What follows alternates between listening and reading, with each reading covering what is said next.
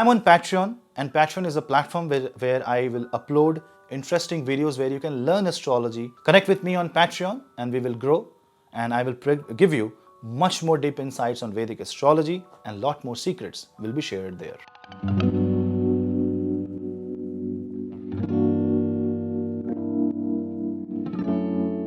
Hello Seekers, welcome to Punneits Astrology, your one-stop astro channel.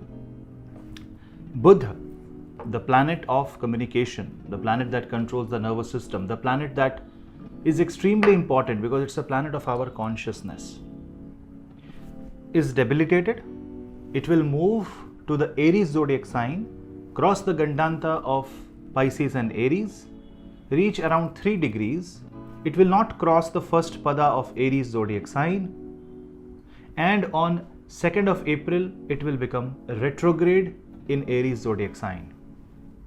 See the turn of events. On 2nd April it becomes retrograde. On 9th April it comes back to the Aries zodiac, from Aries zodiac to Pisces zodiac sign. It comes back to the debilitation point a day after the eclipse happens. Now we all know that eclipse and a day after eclipse is very, very crucial. It's high on energy, and you see Mercury is kind of coming back one day after the eclipse. Now do not forget that lunar eclipse, on the day of lunar eclipse on 25th of March, this Mercury was at the 29 degree at the same instant, but it was in the forward motion. It was moving from Pisces to Aries. Now it is coming from Aries to Pisces at the same instance. So you see the volatility of the situation. It's Revati Nakshatra, it's Ashwini Nakshatra Gandanta, and this means ending of something and beginning of something. But this Mercury may make you revisit for one last time, maybe a quick revision, maybe a quick recheck, maybe something was left behind. Be very careful that what you are leaving behind may not be so significant that it completely sabotages the future plan, sabotages the future process. And mostly this will be a piece of information which you have nicely omitted, assumed, chose to neglect, or assume that it is a good thing and you will be able to deal with it later. Overconfidence. So be mindful. Then on 9th of April, Mercury comes back to Pisces. Then on 11th April, Mercury meets the Sun. Retrograde Mercury and forward Sun meeting with each other. Complete combustion of Buddha happens. Extremely strong debilitation and extremely strong combustion. Retrograde, debilitated, deep combustion of Buddha, which talks a lot about your soul coming into complete transformation and you becoming in one with the cosmic vibration. That's the positive side of it. Or your ego or your low confidence taking over you and you feeling worthless about your life. That's the negative side of it. You should seek the positive side. Reading Bhagavatam, Bhagavad Puran, reading about Bhagwan Shri Ram, reading Ramayan, chanting Sundarkand, not only reading but actually getting the meaning of it. Reading Bhagavad Gita must be done, and if you are feeling anxiety, one remedy will be to listen to Madhurashtakam. And if you bow down at the feet of Mahavishnu, this is the brilliant remedy for you. Because you have to understand, Buddha may seem like a fast moving planet. It is like a dancing kid, like a toddler running around and showing its different antics, but it rules your brain, it rules your nervous system, it rules your consciousness. Every trigger, one mistake with Mercury and a person can become paralyzed. One problem with Mercury and it may render you useless and lying on bed. So do not ignore this planet just because he is not scaring you. It can be really scary. So this Mercury should be prayed by taking the name of Narayan, Vishnu Sahasranam, Vishnu Shodash Nama Stotra should be chanted during this time. People who have anxiety problems, people who have epilepsy, people who faint a lot, people who have weak memory, people who have weak heart, can use this time to regain all those consciousness. A lot of people will come back to their conscious life after this Mercury retrogression and it entering the Pisces zodiac sign. Now on 11th, Mercury meets the Sun. On 19th, 8 days later, Mercury meets Venus. Now Venus will be reaching its peak exaltation. The Venus will be at 23 degrees of Revati Nakshatra, closing towards the 28 degree, 27 degree mark of the Pisces zodiac sign. So Mercury kind of goes into proper Neech Bhang Raj Yoga, because Sun would have entered Aries, Sun is exalt, Venus is exalt, and Mercury is in between. See the beauty here. Mercury is now in between two exalted planets, and this happens after 14th of April. So 11th of April, Mercury meets the Sun, but Sun then crosses over, crosses the Gandanta, goes to Aries, gets exalted. Meanwhile, Venus is backing from behind and closing in on the Mercury. On 19th April, Mercury and Venus meets and handshakes, and this completely takes away the negativity of Mercury, making you extremely creative. Sudden fame, sudden stroke of luck can happen during this time. And this is specifically for people who can see the brighter side of life. If you remain dull, pessimistic, if you constantly see the negative side of things, you won't see that micro spark that can ignite your life in the positive flame. Now, on 25th, 6 days after Mercury meets Venus, it now inches closer to Rahu, but this gives a new lease of life. This gives new ideas, new creativity, and the retrogression ends. I know Mercury still remains debilitated by that time. On 25th of April, Venus will cross the Gandanta of Pisces, and Aries will reach to Aries zodiac sign. And meanwhile, Mercury will come to Rahu and it will meet with Rahu. What you will have to do is, whatever confidence you have gained while Mercury was with Venus, when it comes closer to Rahu, execute it through technology. So, a lot of technological advancement in the field of cosmetics, in the field of textiles, in the field of fertilizer, chemicals, in the field of optics, in the field of eyeglasses, anything that is to do with beauty, light, brain and technology, AI, facial recognition softwares, machine learning, different kind of apps, UI, UX design, website designing, front-end development, and lot more can happen when Mercury meets Rahu. But this Rahu can inflate the Mercury. This Rahu can make Mercury think that, or assume something. But don't forget one thing. If I have to show you, I will show you with a little bit of example. This is Rahu and this is Mercury. So when Mercury is, if this is Rahu and we are in Pisces zodiac sign, consider this. Mercury is going to meet Rahu, will come this close. But if you observe, both are retrograde, so both are actually moving in the same direction. Rahu is not approaching Mercury. Mercury is trying to approach Rahu by being retrograde. But when they are this close, Mercury ends the retrogression on 25th April and they start moving in the separate direction, and the movement of Mercury again becomes forward. Again it will cross the Gandanta. So it is more like an oscillation. Now by the definition of oscillation, when Mercury comes back to 3 degrees of Aries is when one oscillation completes. That means Mercury comes back to the starting point of retrogression. That means between 2nd April and say first week of May, if you start any activity, there may be a lot of to and fro, lot of plus and minus, lot of highs and lows. Tolerate that, especially if you are Mercurian zodiacs. People who are willing to start an MBA course during this time, people who are connected to banking and finance industry should be a little careful during this time. Investment should be made carefully during this time. You should travel carefully during this time. Always pray to Bhagwan Narayan. You can have a tulsi at your home's angan if you have an angan kind of a setup. Pray to Shaligram if you can tolerate the energy and if you can follow all the rituals and practices. Or at least do a kirtan. Sometimes doing Nam Jap and kirtan is the best remedy. See, my recommendation to everybody will be to do something with lesser knowledge can create more harm. If you don't know anything, don't take the risk. Just do the Nam Jap, Hari Kirtan, Hare Ram, Ram Ram, Hare Hare, Hare Krishna, Krishna Krishna, Hare Hare. Repeat this again and again and again. Om Namo Bhagavate Vasudevaya, Om Namo Bhagavate Vasudevaya. And at the end, Shama Yachana, seeking forgiveness. Because of as a human, we do lot of mistakes. So there is a proper Shama Yachana shlok, you can find it on Google. So do that, because there will be a huge consciousness shift. I will say the entire humanity is going through a big consciousness reset, and you will see that this consciousness reset will be reflected in our society.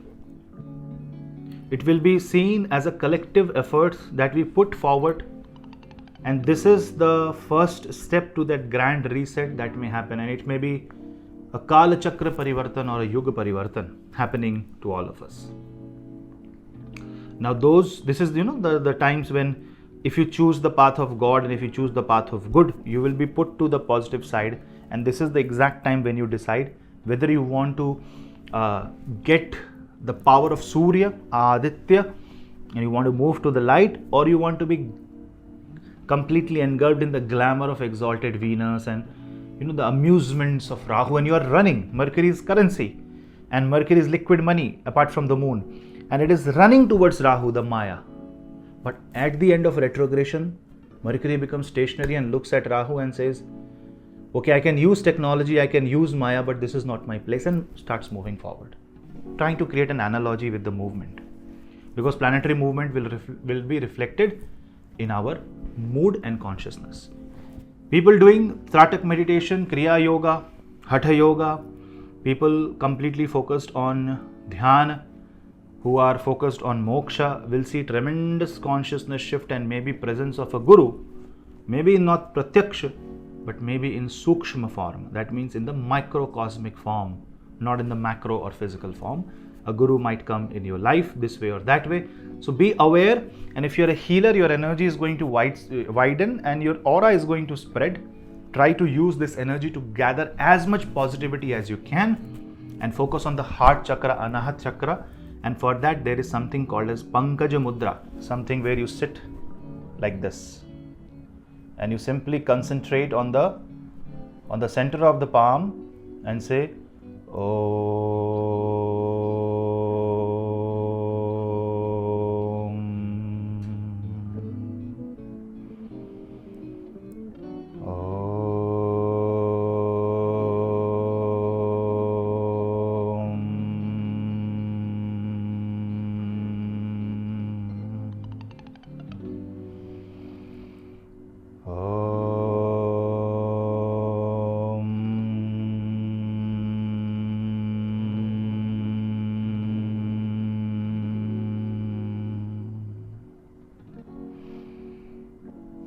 Imagine that there is a white light, an orb of white light that you're holding like this, and then take the Namaste position, the mudra, do the Namaste mudra, and then rub your hands and bless yourself with all the energy. Absorb that energy. Because for you it might be another Mercury movement, but astrologically too much is happening around Mercury. During the same movement of Mercury debilitation, coming to Aries, coming back, Jupiter shifts from Aries to Taurus. Between Mercury entering Pisces and Mercury meeting Sun, before there is an eclipse, later on Mars and Saturn hits each other. The day Mercury meets Sun, Saturn and Mars are in the line of sight conjunction.